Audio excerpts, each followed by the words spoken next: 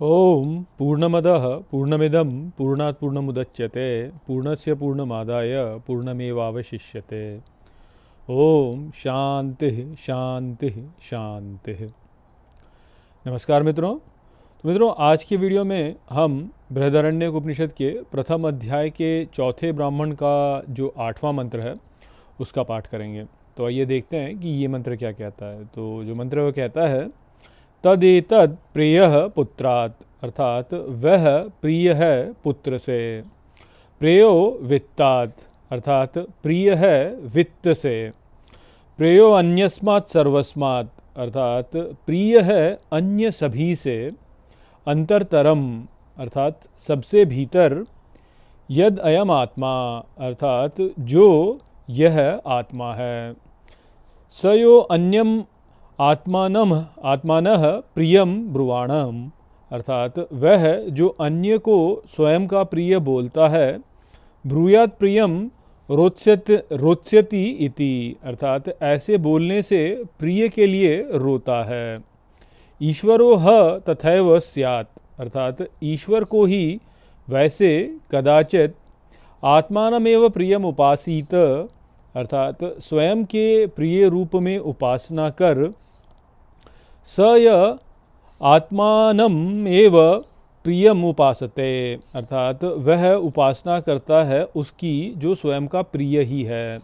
न हास्य प्रियम प्रमायुकम भवति, अर्थात इसका प्रिय कभी नष्ट नहीं होता।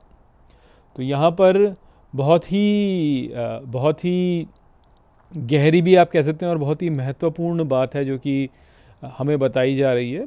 जो यहाँ पे हमें बताया जा रहा है, यदि हम उसका जीवन में अनुसरण करें तो हमें कभी भी दुख नहीं होगा, परंतु हम इसका अनुसरण कर नहीं पाते, इसी कारण से जो है संसार में दुख को झेलते हैं।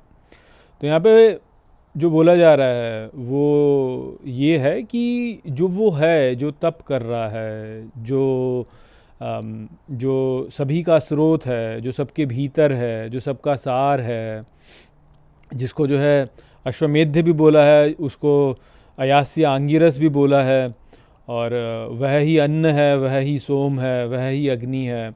तो वो सार तत्व जो है, जो हम सभी के भीतर विद्यमान है और जो इस संपूर्ण विश्व का आधार है, वह जो है वह हमारे को सबसे अधिक प्रिय है। वास्तव में वह पुत्र से भी अधिक प्रिय है हमें, वह वित्त से भी अधिक प्रिय है हमें, वह अन्य सभी से अधिक प्रिय है हमें, क्योंकि वह हमारा स्वयं का आत्मा ही है, वह हमारा स्वयं का मैंपन ही है। जैसा कि हमने अभी पिछले कुछ वीडियोस में समझा है कि ये जो मैंपन है हमारा, जो आत्मा का वो है, आत्मा का स्वरूप जो है, जो मैंपन हमारा है, वह ही है जो कि वास्तव में हमारी अवस्था है। अर्थात यदि हम गहरे में समझने का प्रयास करें तो हम ये पाएंगे कि हम उसी से प्रेम करते हैं। वास्तव में उस मैं से ही हम वास्तव में प्रेम करते हैं जो सबके भीतर है। हर कोई यहाँ पर जो है वह स्वयं के भीतर इस मैं को अनुभव करता है कि मैं हूँ, और इसी से वह वास्तव में प्रेम करता है। कोई व्यक्ति अपने पुत्र से यदि प्रेम करता है तो पुत्र से प्रेम इसलिए करता है क्योंकि वह मेरा पुत्र है। इस जन्म में जो उसका पुत्र है वह उससे प्रेम करता है क्योंकि उसके लगता है कि वह उसका पुत्र है उस जन्म में। अगले जन्म में जिसका जो दूसरा कोई पुत्र होगा तो उससे प्रेम करेगा क्योंकि उसे लगेगा कि वह मेरा पुत्र है।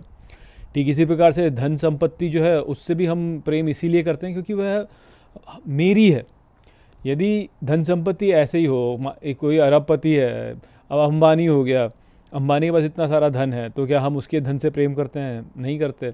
हम धन से प्रेम क्यों नहीं करते? क्योंकि वह धन उसका धन है, हमारा नहीं है, इसलिए हम उससे प्रेम नहीं करते। तो धन संपत्ति से हम प्रेम नहीं करते, धन संपत्ति से हम प्रेम उससे करते हैं जो मेरा है। तो जब तक मैं नहीं जुड़ेगा, मेरा पुत्र, मेरी धन संपत्ति, मेरा राष्ट्र, मेरा धार्मिक संप्रदाय, तो ये जब तक मैं नहीं जुड़ेगा उसमें, तब तक हम उससे प्रेम नहीं करेंगे।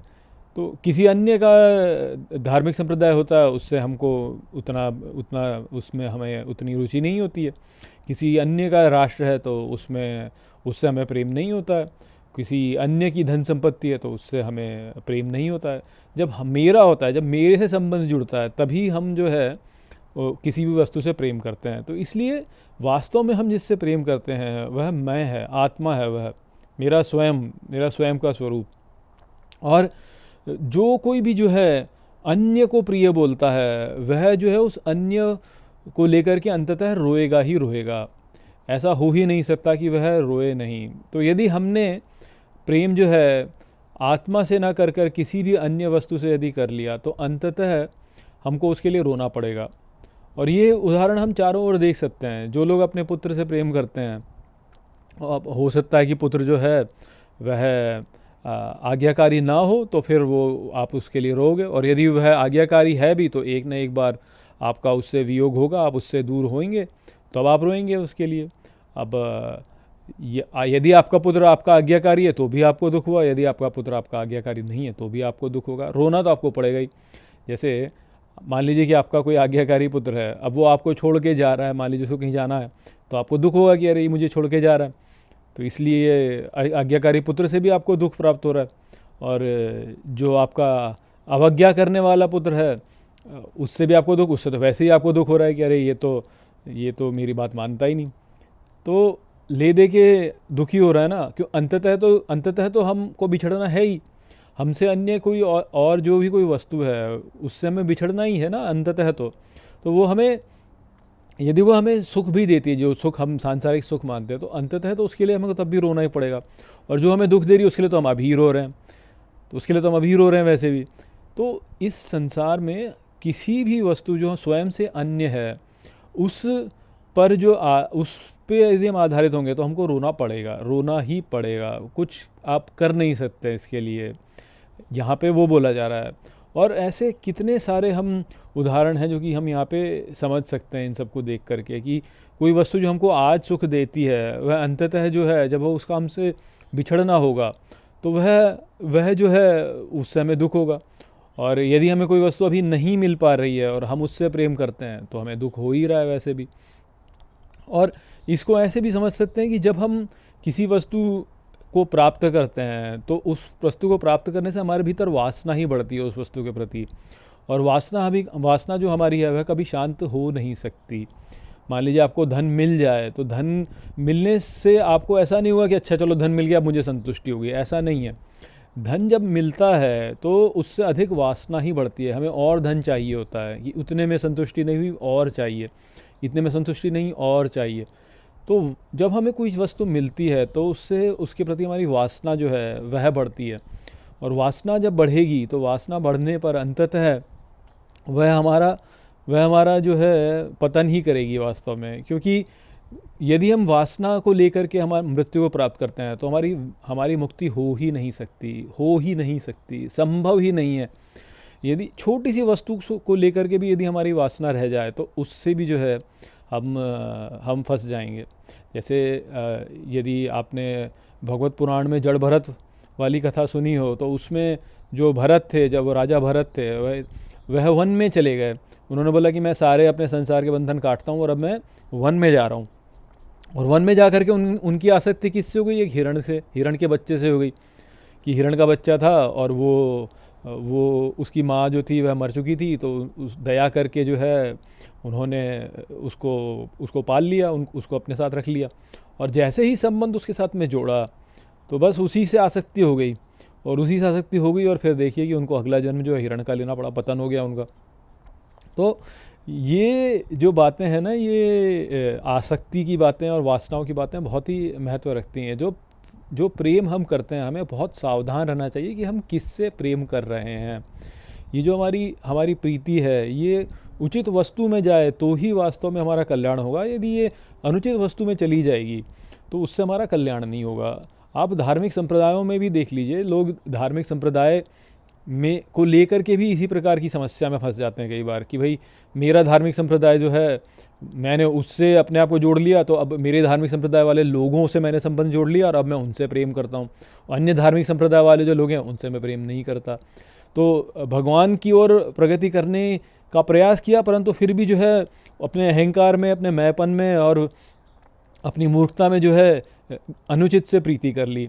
मान लीजिए कोई गुरु है, धर्मगुरु है मान लीजिए। अब धर्मगुरु जो है वो उपदेश देता है कि आप ऐसे किया, धर्म भगवान को प्राप्त करने के लिए ये कीजिए, और उसने कोई चेला बना लिया अपना, तो उसके जो अनुयायी आ गए, तो अब उसकी प्रीति उन अनुयायियों में हो जाती है कई बार कि हाँ ये जो है ये मेरी बात मानता है, ये मेरी जो शिक्षाएं हैं उनका ये पालन करता है, तो ये अच्छा है, तो उससे संबंध जुड़ गया, उससे वासना हो गई, उससे उसमें प्रीति आ गई, और अब उसमें प्रीति आ गई तो अब वो फिर आपका पतन कर देगी, क्योंकि आपको मुक्ति नहीं मिल पाएगी, क्योंकि आप में जो है एक वासना उत्पन्न हो गई कि लोग मेरे अनुयायी बने, लोग मेरी बात माने, और साथ में जो है आपकी आसक्ति जो है अपने अनुयायियों के साथ में हो गई।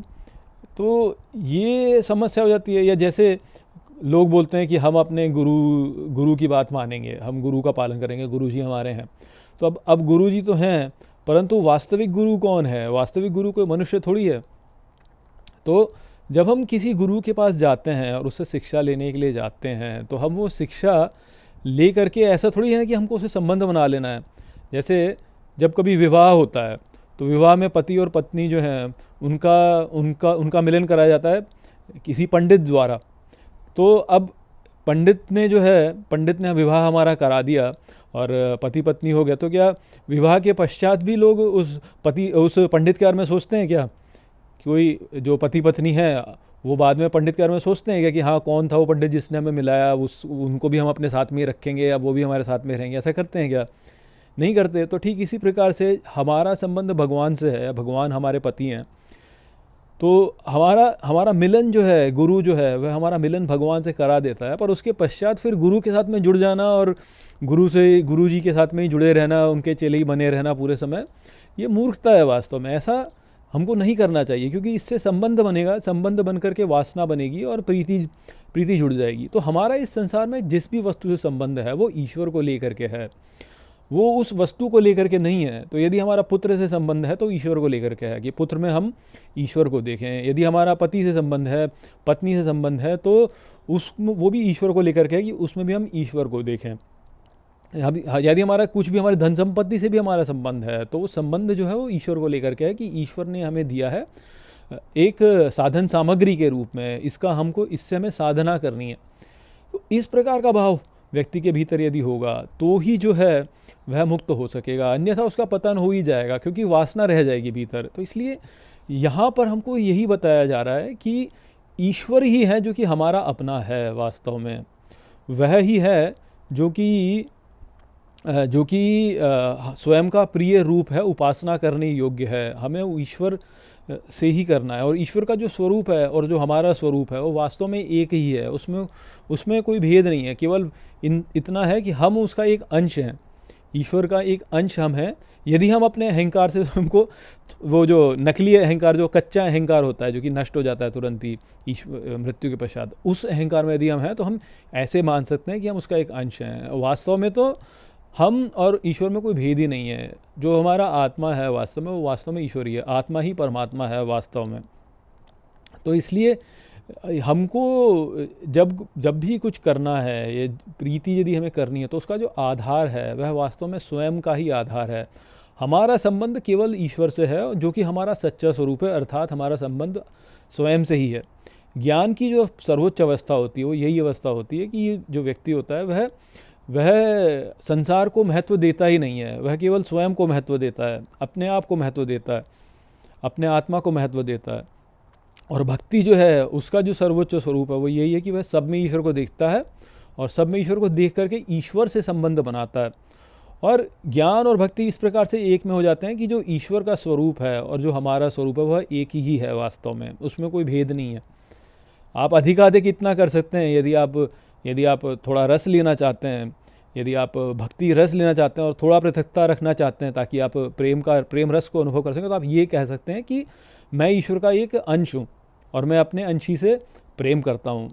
तो वो आप कर सकते हैं, उतना करना तक ठीक है, परंतु उससे आगे जाना जो है वह ठीक नहीं है कि ईश्वर अलग है, मैं अलग हूँ और ये संसार अलग है, इसमें अलग अलग लोग हैं, और ये एक हमारा धार्मिक संप्रदाय है, एक अन्य धार्मिक संप्रदाय है, वो अन्य धार्मिक संप्रदाय गलत है, हमारा धार्मिक संप्रदाय ठीक है और हम भगवान की पूजा कर रहे हैं। इस प्रकार का भाव यदि आपने रखा है और आप ऐसे करके भक्ति कर रहे हैं, तो कोई भक्ति कर नहीं रहे, वो जो है वो उससे कुछ नहीं होने वाला है। वो तो आपका पतन ही करेगा वास्तव में। क्योंकि मैंने अभी आपको समझा दिया कि ये संबंध जो है ये संसार में किसी भी वस्तु से नहीं होना चाहिए। और संसार वास्तव में क्या है? संसार यह ही है कि हम पृथकता देखें, अलग अलग वस्तुओं को देखें, अलग अलग कारकों को देखें उसमें। अभी जैसे पिछले मंत्रों में ही बताया जा रहा है ना कि वो जो है वह ही अन्न है, वह ही सोम है, वह ही अग्नि है, वह ही प्राण है, वह ही वाक है, वह ही ब्रह्म है।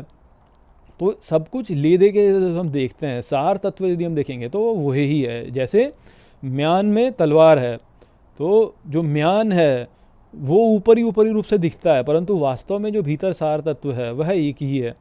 आप अलग अलग प्रकार के जो तलवारें हैं उनको अलग अलग प्रकार की म्यानों में रखेंगे, परंतु तलवार का जो सार कार्य है वो तो काटने का ही कार्य है ना। तो वैसे देखा जाए तो तलवार क्या है? काटना ही काम है उसका केवल। तो अब ऊपरी आप रूपों में उसमें भेद करने लगे तो वो मूर्खता है। या जैसे आपने सोना देखा, और सोने को जो है आपने अंगूठी बना दी तो आप बोलो कि नहीं ये तो अंगूठी है। सोने को ही जो है आप कुंडल बना तो बोलो नहीं ये तो कुंडल है। तो आप भेद नहीं कर रहे हो उसमें।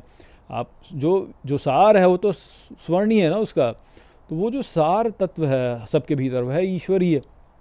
तो हमारा जो आत्मा है वह वास्तव में वह ईश्वर ही है, जो कभी नष्ट नहीं होता। वो केवल एक रूप से दूसरे रूप में रूपांतरित हो जाता है, केवल रूपांतरण करता है वो ऐसा नहीं है कि उसमें कभी कुछ क्षय होता है या कुछ होता है। तो यदि हम स्वयं से प्रेम करते हैं और स्वयं के प्रेम में ही जो है हम स्वयं को स्थित कर लेते हैं, और तो जो है हमको रोना नहीं पड़ेगा। फिर यदि हम आत्मा में अवस्थित हो जाएं, अपने ही स्वरूप में अवस्थित हो जाएं और वहाँ पे उसी से प्रेम करें, और उसको लेकर के जो है हम अन्य वस्तुओं से प्रेम कर सकते हैं, तब हम नहीं रोएंगे कि हमें पुत्र, भगवान ने पुत्र प्रदान किया तो ईश्वर स्वरूप में ईश्वर जो है पुत्र बन के हमारे लिए आए, हम ईश्वर की सेवा की, अब पुत्र चला गया तो चला गया, हमारा उससे कोई वो नहीं है। क्योंकि वो है तो वही ईश्वर ही है वास्तव में। तो ईश्वर तो कभी मुझे छोड़ के जाता ही नहीं।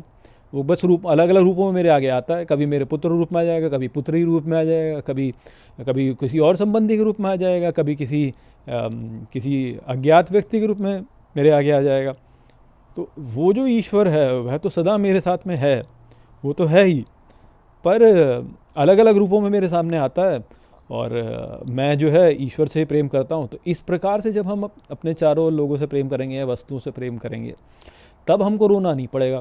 क्योंकि तब हम जब लेते हैं ईश्वर को देखते हैं तो ईश्वर के साथ में हमारा संबंध क्या है? ईश्वर के साथ में हमारा संबंध आत्मीयता का संबंध है, मेरापन का संबंध है, अपनेपन का संबंध है उससे ईश्वर के साथ में मेरा। तो वो जो अपनेपन का संबंध है वह नष्ट कभी होगा ही नहीं, क्योंकि ईश्वर कभी नष्ट हो ही नहीं सकते, ईश्वर सदा रहते हैं। तो इसलिए हम इस बात को हम समझना हमारे लिए बहुत ही महत्वपूर्ण है कि इस संसार में हम जिससे भी संबंध बनाएं वो ईश्वर को लेकर के बनाएं। इस संसार में जिससे भी संबंध बनाएं वो ईश्वर को लेकर के बनाएं, ईश्वर के लिए वो संबंध हमारा है। यदि हमारा घर है तो हमारा घर जो है वह ईश्वर के लिए हमारा संबंध है उस घर से, अर्थात वो घर ईश्वर का है और हम केवल उसकी देखभाल करने वाले हैं। अब वो घर यदि नष्ट हो जाए तो ठीक है, ईश्वर का घर था, नष्ट हो गया तो हो गया, हमारा क्या गया? हमारा कुछ नहीं गया। तो हम रोएंगे क्यों उसके लिए? हम रोएंगे ही नहीं। जैसे आप कभी यात्रा करते हैं ट्रेन से या बस से, कभी भी यात्रा कर रहे हैं, अब उसमें मान लीजिए कि आप बस में यात्रा कर रहे हैं और बस की एक सीट फट गई किसी कारण से, तो आप दुख करेंगे क्या उसके लिए? पर यदि आपकी गाड़ी है और आपकी गाड़ी में कुछ हो जाए तो आप दुख करेंगे। तो वो जो गाड़ी जो से आपने जो अपनापन का जो भाव लगा दिया, वो भाव ही है जो कि दुख देता है। परंतु यदि उस गाड़ी के साथ में आप ईश्वर के द्वारा लगा दें कि ये गाड़ी ईश्वर की है, तो अब उसमें कुछ हो जाए तो ठीक है, हो जाए भाई, भगवान की इच्छा, भगवान तो सब कुछ करने वाले हैं, तो भगवान की इच्छा, उन्होंने इसमें कुछ करवा दिया तो करवा दिया। जैसे उस बस में कुछ भी करवा दिया, हो गया तो हो गया, हमारा क्या मतलब? हमारा तो उससे कोई संबंध वैसे तो है ही नहीं, वो तो ईश्वर के द्वारा है कि भाई ईश्वर का है और हम चला रहे हैं बस उसको, ईश्वर का है हम उपयोग कर रहे हैं। भगवान ने घर दिया है तो ईश्वर ने दिया है हमको घर, और हम उसमें रह रहे हैं, भगवान ने दिया है हमको रहने के लिए। अब उसमें कुछ हो जाए तो ठीक है, ईश्वर की मर्जी। अब उसको ठीक करवाने के लिए जो भी हमको करना होगा वो हम करेंगे, ईश्वर की सेवा है, ईश्वर का घर है तो उसको ठीक करवाना तो करेंगे ठीक हम उसको, क्योंकि ईश्वर का घर है। परंतु ऐसे जो है परेशान नहीं होंगे कि अरे यार ये ऐसे हो गया, अरे यार ये वैसे हो गया, ये क्यों हो रहा है, ऐसा हमारे साथ ऐसा क्यों होता रहता है, घर में ये क्यों होता है, टूटता फूटता क्यों रहता है, वैसा नहीं सोचेंगे। ईश्वर ने हमें सेवा करने के लिए ही तो रखा है, तो ईश्वर की सेवक हम हैं ही। उनका घर में यदि कुछ है तो हम ठीक करवा लेंगे, उसमें क्या है। वो उसको ठीक करवाने की शक्ति भगवान दे रहे हैं, उसको ठीक करवाने का धन भी भगवान ही दे रहे हैं, तो बस। तो इस प्रकार का भाव हमको रखना होगा, तभी जो है हम ठीक प्रकार से जो है अपना जीवन यापन कर पाएंगे। नहीं तो रोना ही पड़ेगा, नहीं तो रोना ही पड़ेगा पूरे समय। तो वो संदेश था इस मंत्र में। आशा करता हूँ कि मैंने इस मंत्र को आपको अच्छे से समझा दिया होगा। चलिए इसी के साथ इस वीडियो को यहीं पे समाप्त करते हैं। नमस्ते।